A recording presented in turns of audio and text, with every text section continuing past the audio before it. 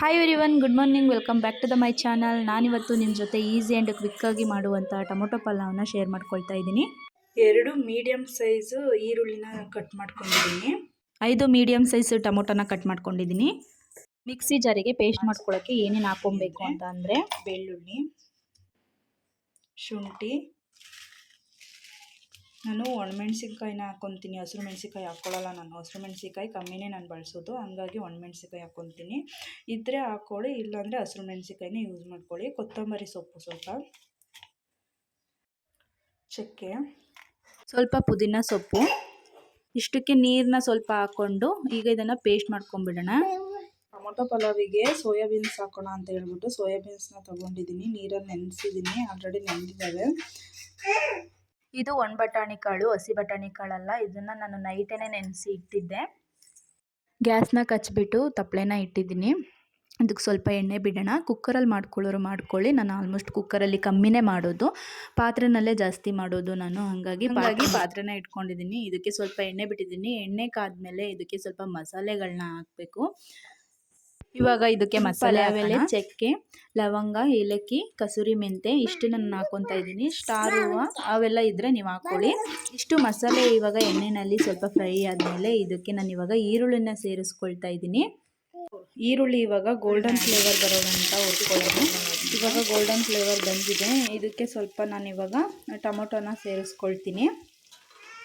ಟೊಮೊಟೊನ ಹಚ್ಚಿಟ್ಕೊಂಡಿದ್ನಲ್ಲ ಅದನ್ನು ಇವಾಗ ಹಾಕ್ಕೊಳ್ತಾ ಇದ್ದೀನಿ. ಟೊಮೊಟೊ ಪಲಾವ್ಗೆ ಟೊಮೊಟೊ ಜಾಸ್ತಿ ಇದ್ರೇ ಟೇಸ್ಟ್ ಜಾಸ್ತಿ.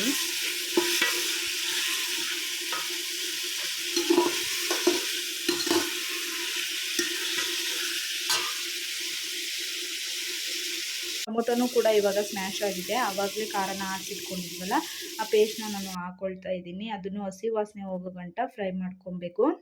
ಬಟಾಣಿ ಕಾಳನ್ನ ಇವಾಗ ನಾನು ಆ್ಯಡ್ ಮಾಡ್ಕೊಳ್ತಾ ಇದ್ದೀನಿ. ಎಲ್ಲನೂ ಕೂಡ ಇವಾಗ ಮಿಕ್ಸ್ ಮಾಡ್ಕೊಳ್ಳೋಣ ಒಂದು ರೌಂಡು.